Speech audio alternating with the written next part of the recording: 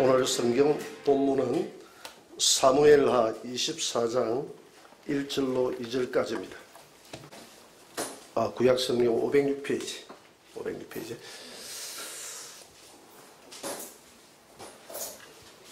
우리 다 같이 함께 봉독하도록 합니다. 여호와께서 다시 이스라엘을 향하여 진노하사 그들을 치시려고 다윗을 격동시키사 가서 이스라엘과 유다의 인구를 조사하라 하신지라. 이에 왕이 그 곁에 있는 군사령관 요압에게 이르되 너는 이스라엘 모든 지파 가운데로 다니며 이제 단에서부터 브엘세바까지 인구를 조사하여 백성의 수를 내게 보고하라 하니. 아멘. 이 시간 오늘 말씀의 제목을 다 같이 한번 말해봅시다. 시작. 다윗의 인구조사가 주는 교훈. 한 번만 더 말해봅시다. 다윗의 인구조사가 주는 교훈. 오늘 우리가 읽었던 사무엘하 24장은 다윗이 인구조사를 함으로써 하나님 앞에 범죄해서 그 대가로 이스라엘 민족 7만 명이 유행병으로 죽었다는, 전염병으로 죽었다는 그런 안타까운 내용을 기록하고 있는 그런 내용입니다.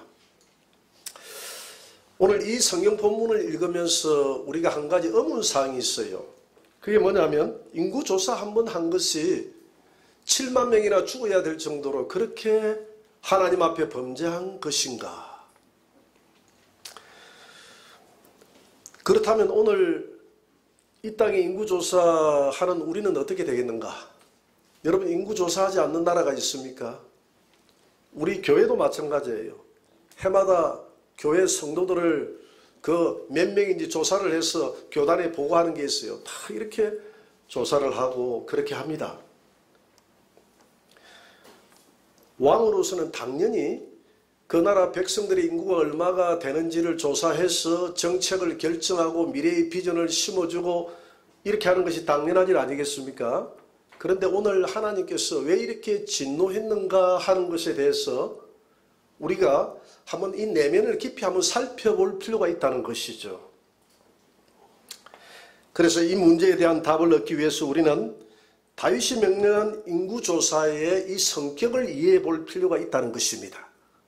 오늘 사무엘하 24장 9절을 한번 보도록 하겠습니다. 한번 읽어볼까요?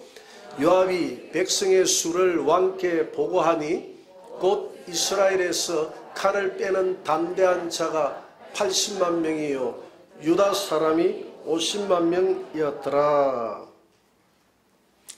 자, 인구조사하는 목적이 뭐냐면 칼을 빼는 담대한 자, 그러니까 전쟁에 나갈 수 있는 내 백성의 국방력이 어느 정도 되는가를 알아보는데 이 인구조사의 목적이 있었다는 것이죠. 유다 사람이 50만 명, 이스라엘 백성들은 12지파가 있으니까 인구조사에서 빠진 지파가 레위 지파와 베냐민 지파 빠졌으니까, 그러니까 이스라엘 가운데서는 80만 명, 유다 사람은 50만 명, 그리고 9지파에서는 80만 명, 유다 지파에서 50만 명. 유다 지파가 굉장히 창대하다, 그죠? 이렇게 해서 130만 명이나 되는 예비군들을 소집할 수 있다는 것입니다. 예비군들을. 근데 이 사람들은 다 군인들은 아니니까 갑자기 모여라 하면 130만 명의 대군을 일으켜서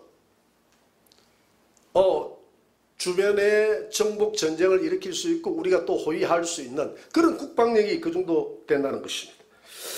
이 조사를 위해서 군사령관이었던 요압이 9개월 20일 동안 조사를 했다 했는데 약 10개월 정도 조사를 해가지고 이걸 만들어낸 결과물입니다.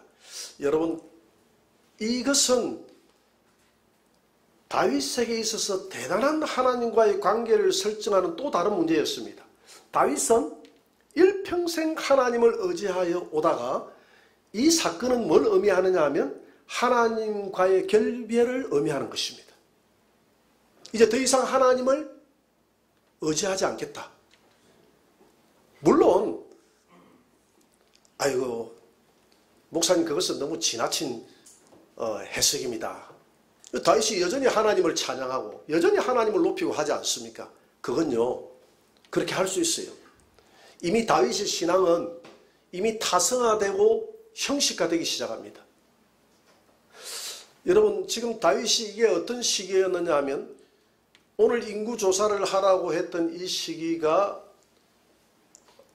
다윗이 정복 전쟁을 끝내고 그 아들 압살롬으로부터 쫓겨나서 다시 회복이 되고 나라가 안정적으로 돌아서고 이제 정말 오랜 왕위에 앉아서 세월이 흘러가고 난 다음에 온 나라가 부강해지고 주변에 정복도 많이 하고 그렇게 해서 좀 뭔가 이제는 우리나라 강개토왕처럼 주변에 나라도 많이 확보를 하고 나라가 살만하고 자기 가정과 온 나라가 평온해져 있을 때 하나님 앞에 많은 복을 받았다고 생각했을 때 그때에 꼭 사단이 역사를 해요. 그 정도 되니까 다윗이 내가 돌아보니까 참나 괜찮은 사람 같아. 왜? 내가 능력 있게 이 나라를 이렇게 키워왔고 사울 때는 나라가 간들간들했는데 물론 나도 여러 가지 어려움이 있었지만 이런 많은 어려움 속에서 내가 사울의 죽인 자는 천천히요 내가 죽인 자는 백성들이 만만이라고 할 정도로 내 능력이 꽤 괜찮은 사람 같아.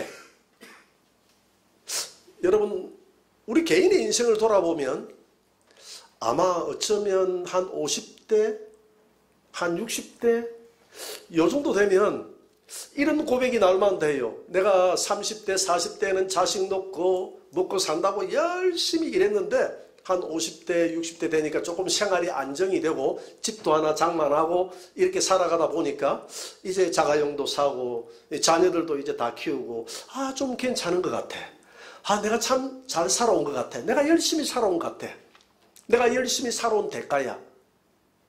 이렇게 생각할 수 있다는 것입니다. 그런데 다윗을 한번 돌아보라는 것이죠. 다윗이 어떤 출신이었습니까? 양치기 목동 아니었습니까? 사무엘이 그 아들들을 불러서 기름을 부을 때 아버지가 다윗은 부르지 않았어요. 사람 취급도 안 했어요. 그렇게 했던 이 다윗을 하나님이 목동으로부터 해방시켜서 왕으로 세워서 그 왕이 되기까지 사울이 얼마나 다윗을 죽이려고 시기 질투했습니까? 그런 위급한 상황 속에서 얼마나 하나님이 다윗 편에서 기적을 보여주시고 이적을 보여주시고 하나님의 은혜가 없었더라면 다윗은 이 세상 사람이 아니었습니다. 쫓겨다니는 가운데서도 하나님이 다윗을 높였어요. 다윗이 전쟁터에서만 나가기만 하면 하나님이 승리를 주셨습니다. 블레셋 골리앗과의 싸움에서 그게 다윗이 무슨 용맹하니까 물맷돌을 잘 돌리니까 승리했다. 그거 아니에요. 다윗은 게임이 안 되는 게임이었어. 그런데 하나님이 다윗의 물맷돌에 성령의 능력을 심어주니까 저 골리앗도 물리친 줄 믿습니다. 이게 다 하나님이 능력을 주셔서 그랬어요. 그래서 온 백성들이 다윗을 높여서 다윗의 죽인 자는 만만이다, 만만이다.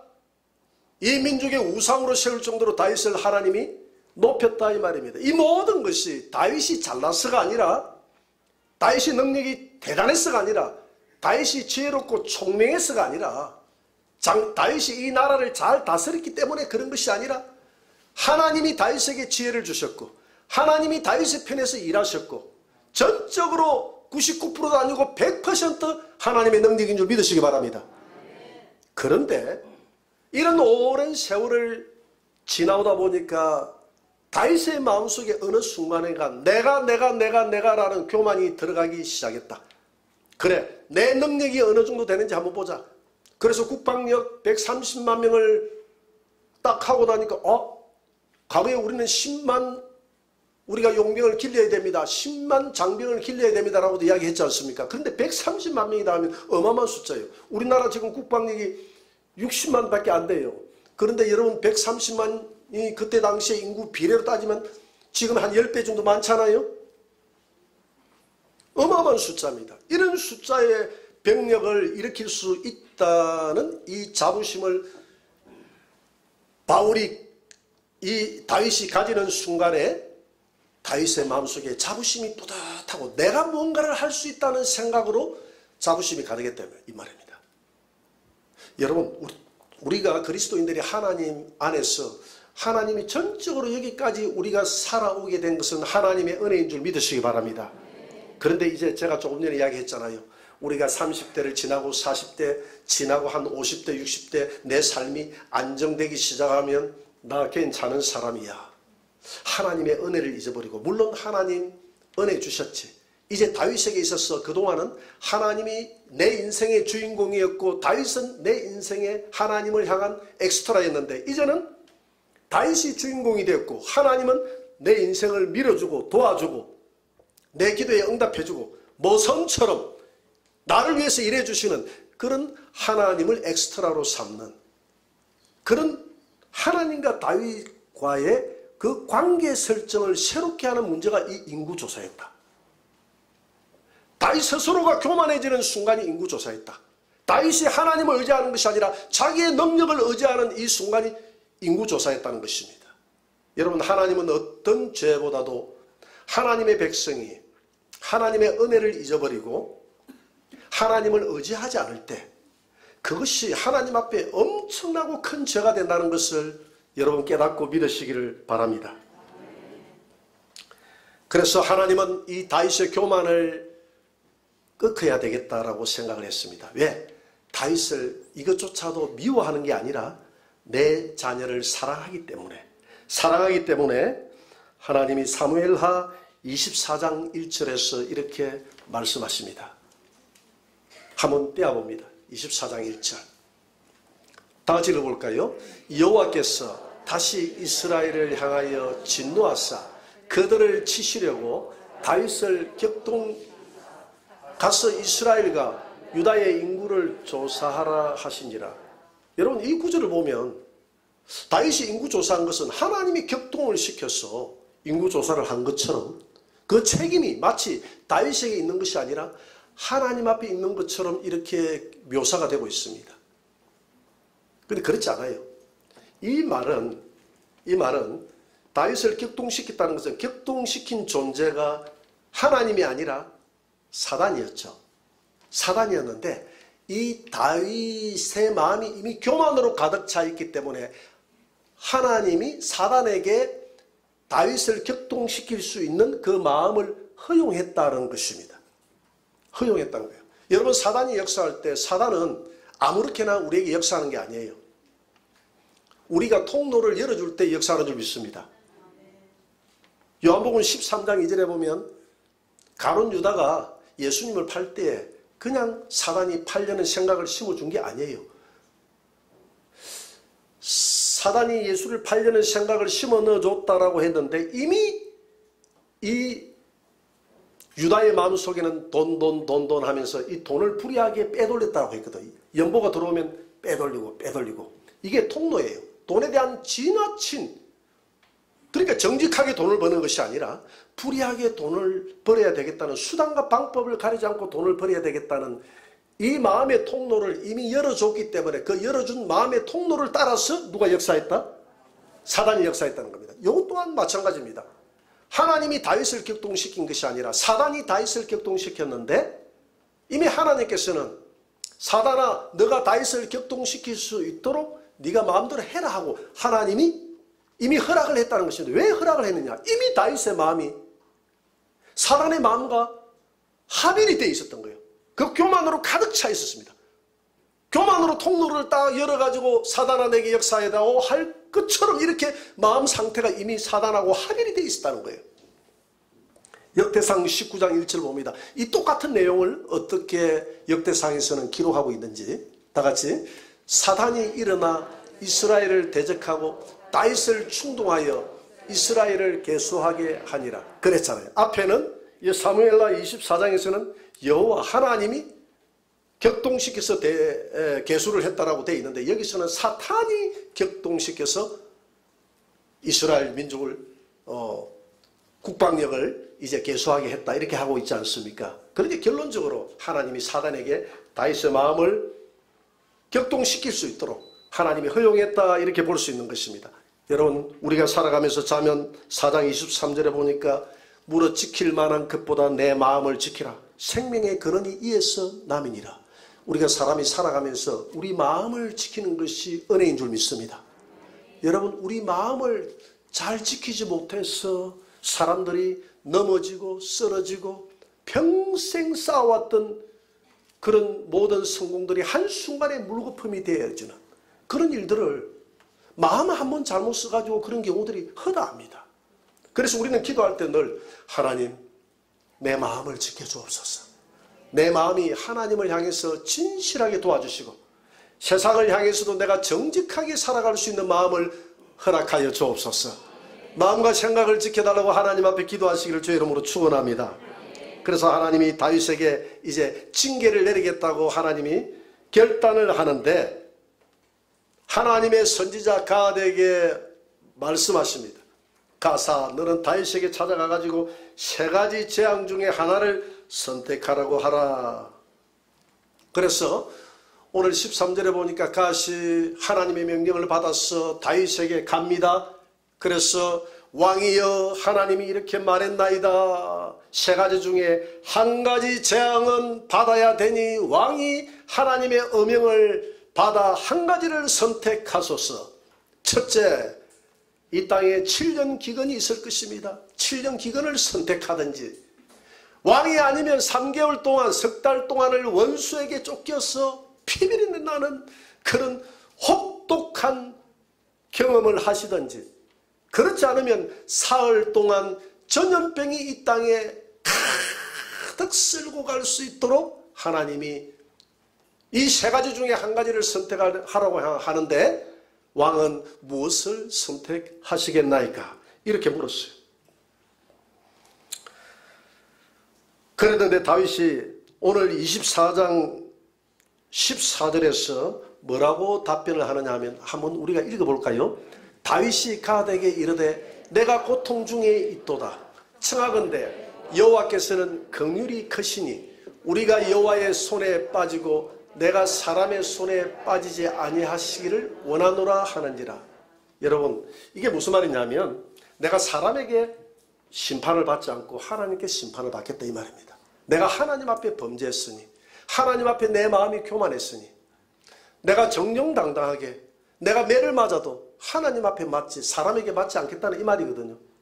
그러니까 3개월 동안 대적들에게 쫓겨다니는 이 재앙은 피하겠다는 겁니다. 이것은 하나님께 맞는 게 아니라 내가 저 원수들, 나의 대적들에게 내가 쫓겨나가는 꼴을 내가 그 앞에도 압살롬의 군대들에게 쫓겨다녔잖아요. 그 쫓겨다녔던 맛을 봤잖아요. 그 할 짓이 아니야. 그걸 한번 경험해 봤기 때문에 그것은 아닌 것 같습니다. 차라리 하나님 앞에 매를 맞겠으니 하나님, 그때 당시에 이 기근이나 이런 유행병들은 하나님이 진노해서 이 백성들에게 내리는 병이라고 생각을 했습니다. 그래서 하나님 그 둘 중에 하나를 내게 내려주시라 이 말이죠. 그죠? 그래서 하나님이 그냥 우리 하나님의 별명은 화끈이라. 화끈하게 질질 끌지 않고 3개월 동안 3일 동안 그냥 유행병을 내리는데 3일 동안 내린다고 하니까 다윗이 설마 했는데 이 3일간의 기간이 매웠습니다. 7만 명이 죽었어요. 여러분, 당시 7만 명이라고 하면 지금으로 따지면 한 70만 명이 된다고 보면 됩니다. 우리 김해 인구가 약 60만이 다 돼가요. 한 57만 명, 8만 명 됩니다. 지금 한 58만 정도 되는데 이 김해 인구보다 더 많은 숫자가 죽었다고 생각하면 돼요. 그 이스라엘 나라가 크지 않습니다. 우리나라 남쪽보다 작아요.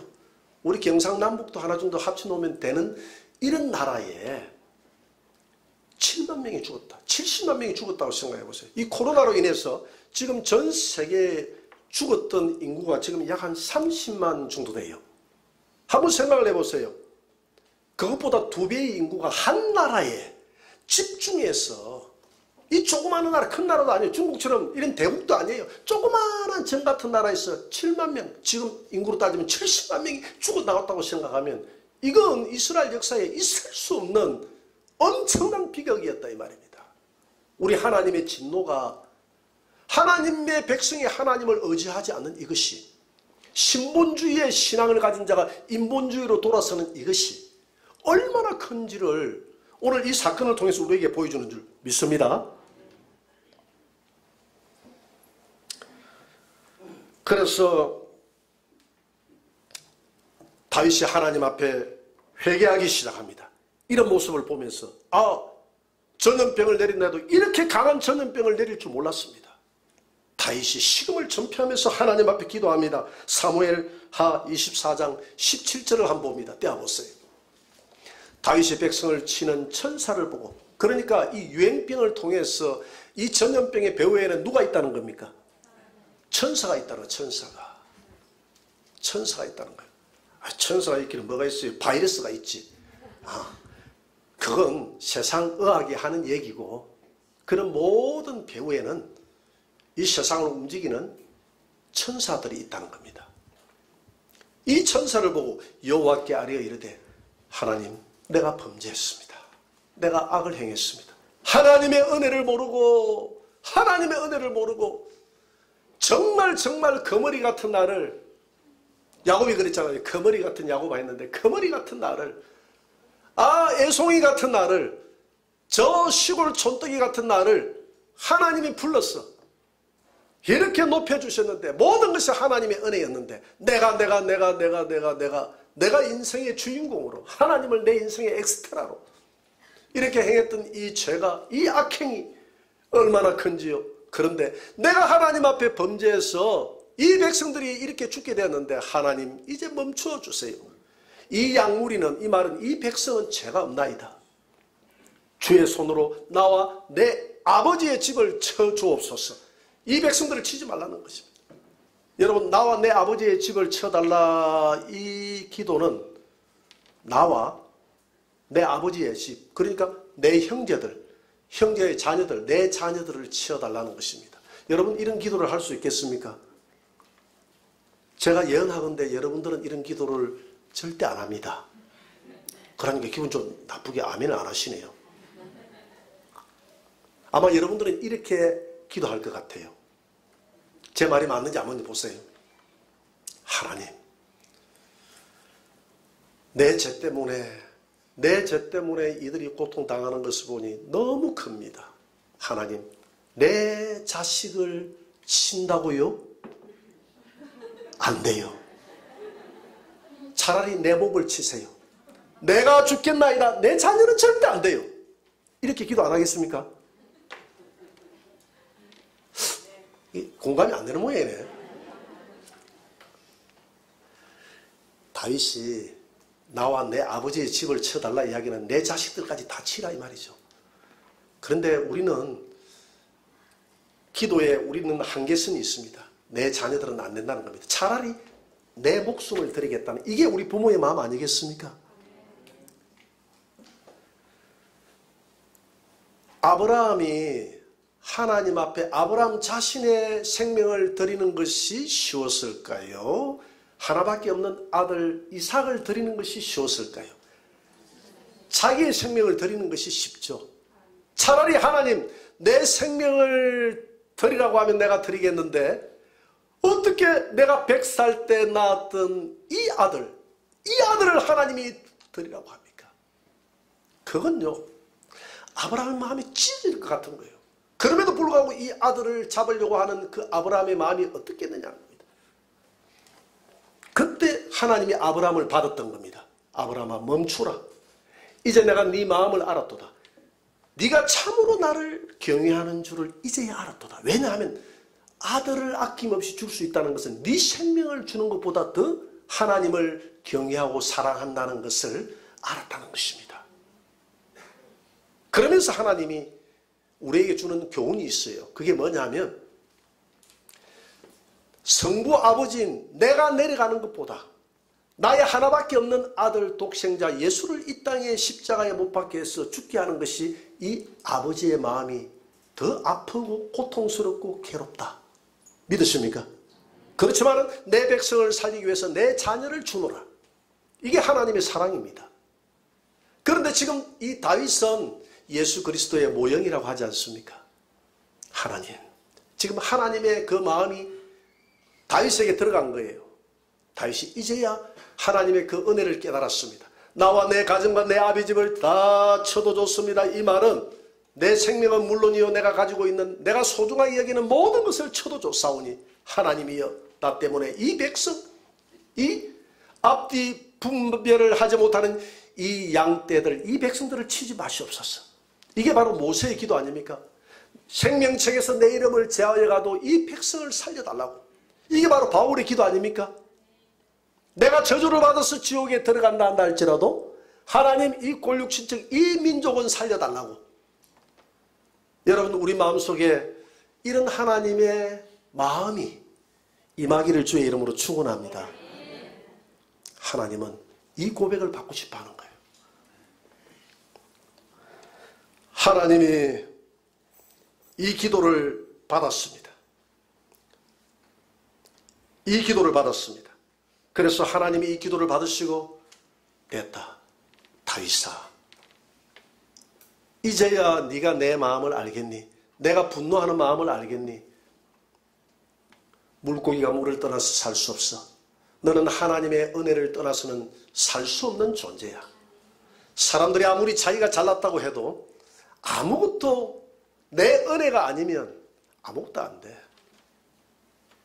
내가 이 땅에 살아가는 모든 은혜를 단 한 가지라도 내가 앗아가 버리면 너의 인생은 아무것도 아니야.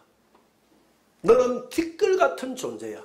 그럼에도 불구하고 네가 네 힘이 뭘 그렇게 담대하다고, 너라는 존재가 뭐 그렇게 자랑스럽다고, 너가 너의 국방력을 네가 의지하고 하나님의 능력을 의지하지 않겠다고?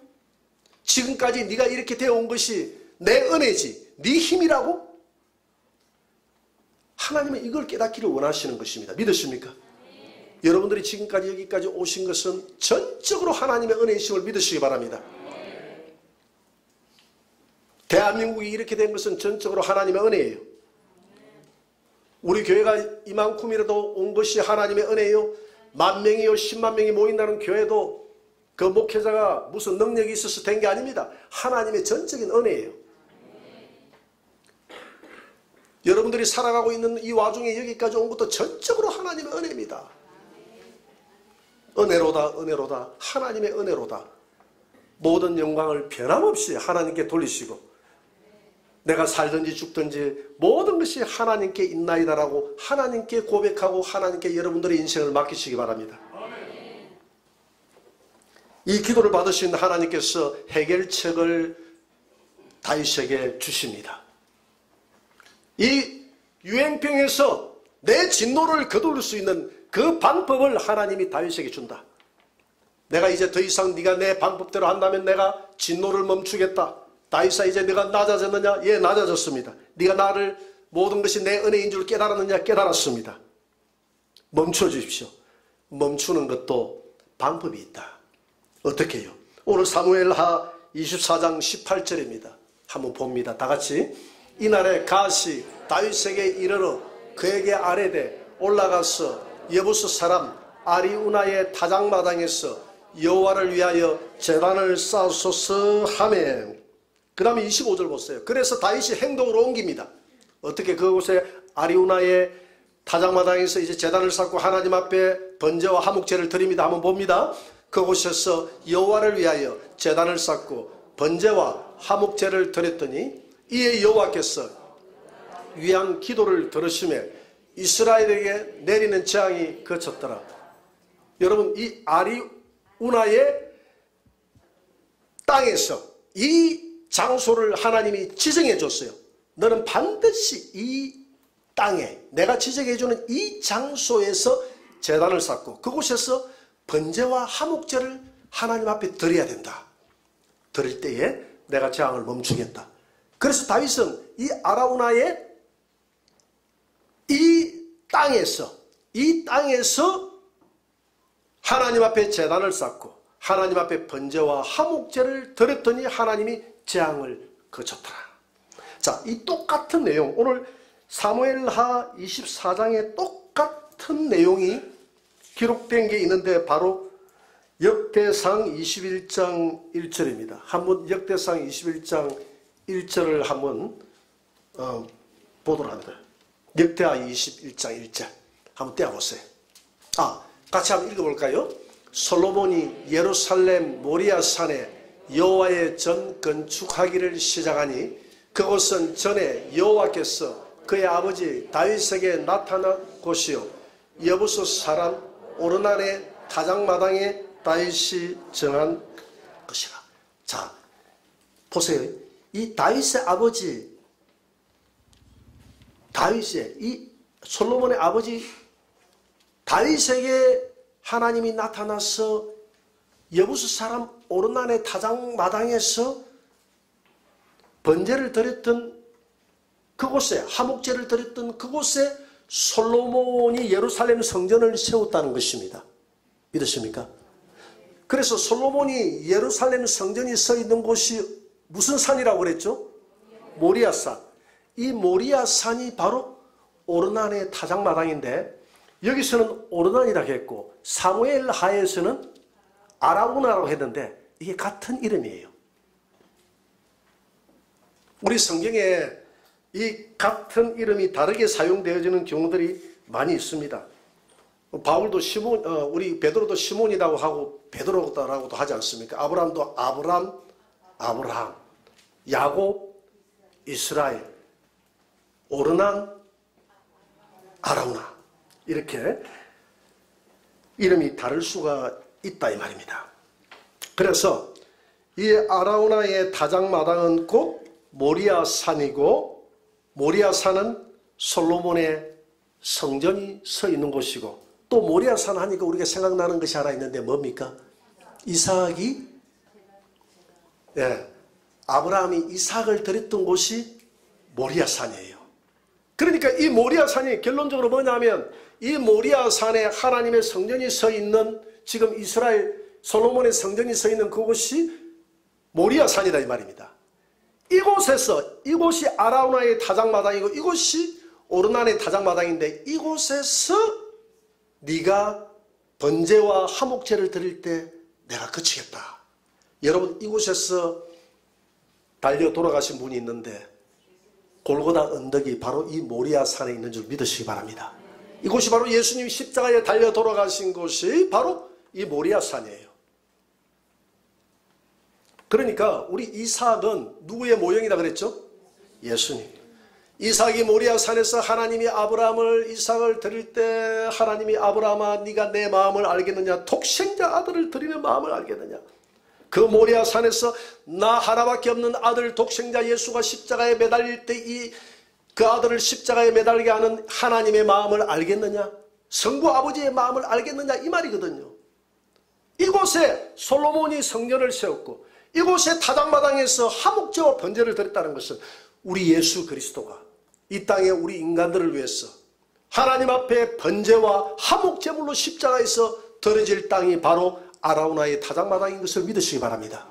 그래서 하나님이 이 땅의 모든 유행병과 재앙을 멈출 수 있는 방법은 내 아들이 십자가에 달린 그곳 그 성전에서 기도할 때 하나님이 그 기도를 받으시고 하나님이 이 재앙을 멈추겠다고 했지 않습니까? 오늘 성전이 어디입니까? 오늘 성전은 성도들이 모여있는 그 자리가 성도인 줄 믿습니다. 성전인 줄 믿습니다.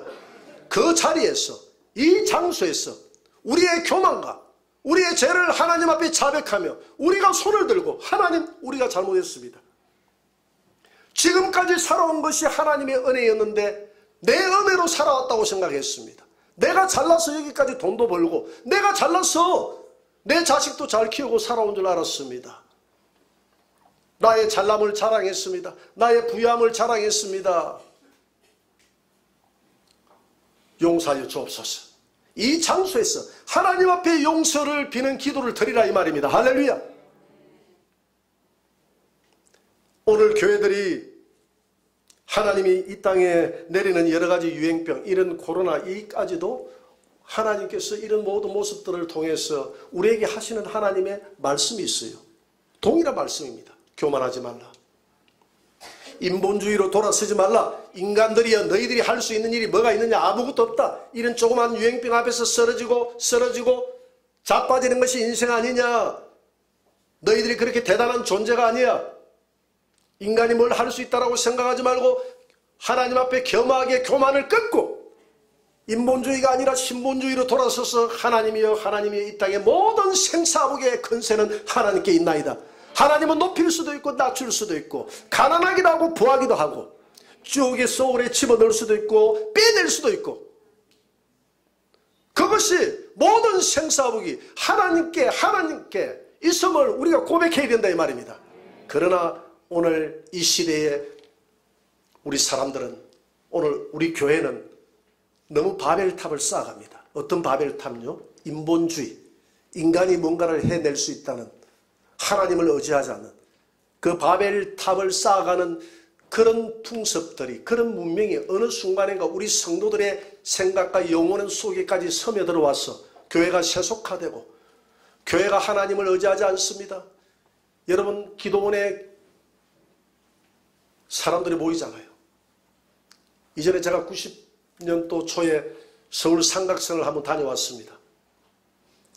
삼각산 위로 올라가 보니까 성도들이 기도를 하는데 여기저기 주여 주여 하면서 산에서 서로 하다가서 여기서 주여 저기서 주여 난리더라고요.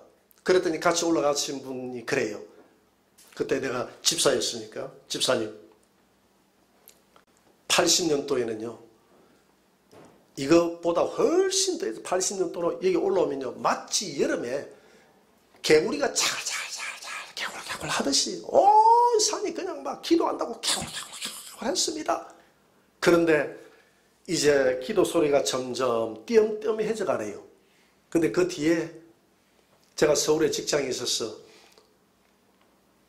올라가 보니까 그때 한번 올라가 보니까 아예 소리가 안 들려요. 아예 잠잠해져 버려요. 그래서 우리가 더 이상 하나님을 의지하지 않습니다. 이제 먹고 살 만큼 살만하니까 이제는 물질을 의지하고 내 능력을 의지하지 하나님이여 도와주옵소서 하나님이여 살려주옵소서 의지하지 않습니다. 우리가 사람이 좀 아파도요 하나님 앞에 기도하지 않아요. 왜? 병원에 가서 딱 요즘 의학이 얼마나 잘 되는데 살리는데 뭘 기도할 필요가 있어. 하나님 기도하지 않습니다.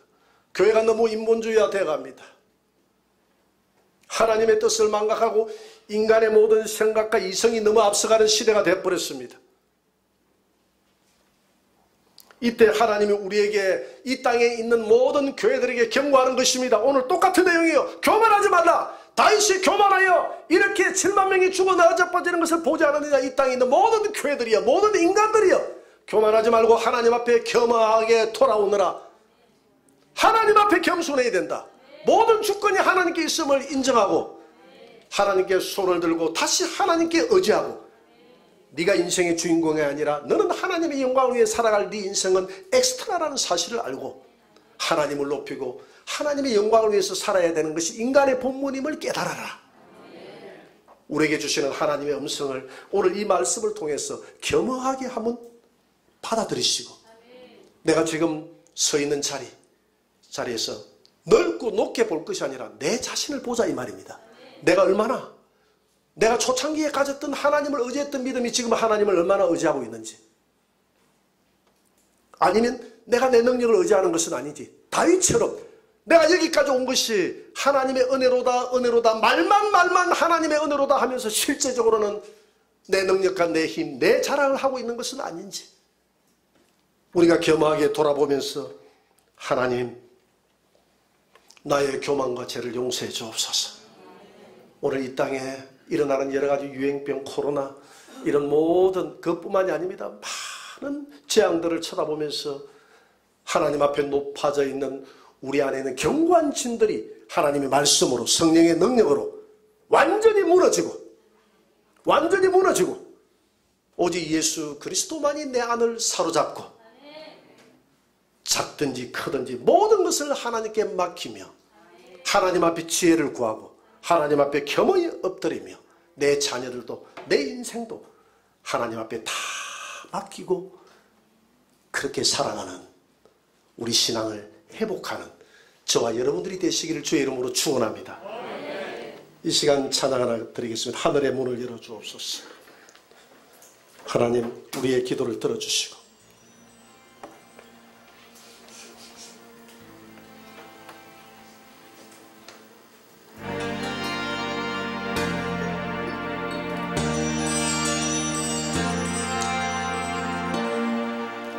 하늘의 문 이곳을 주목하소서. 주를 향한 노래가 꺼지지 않으니 하늘을 열고 보소서. 이곳에 임재하소서. 주님을 기다립니다. 기도의 향기가 하늘에 닿으니 주여 임재하여 주소서. 이곳에 오셔서 이곳에 앉으소서. 이곳에서 드리는 예배를 받으소서. 주님의 이름만이 오직 주의 이름만 이곳에 있습니다. 하늘의 문을 여소서. 이곳을 주목하소서. 주를 향한 노래가 꺼지지 않으니 하늘을 열고 보소서. 이곳에 임재하소서. 주님을 기다립니다. 기도의 향기가 하늘에 닿으니 주여 임재하여 주소서. 이곳에 오셔서 이곳에 앉으소서. 이곳에서 드리는 예배를 받으소서. 주님의 이름만이 오직 주의 이름만 이곳에 있습니다. 이곳에 오셔서 이곳에 앉으소서. 이곳에서 드리는 예배를 받으소서. 주님의 이름만이 오직 주의 이름만 이곳에 있습니다.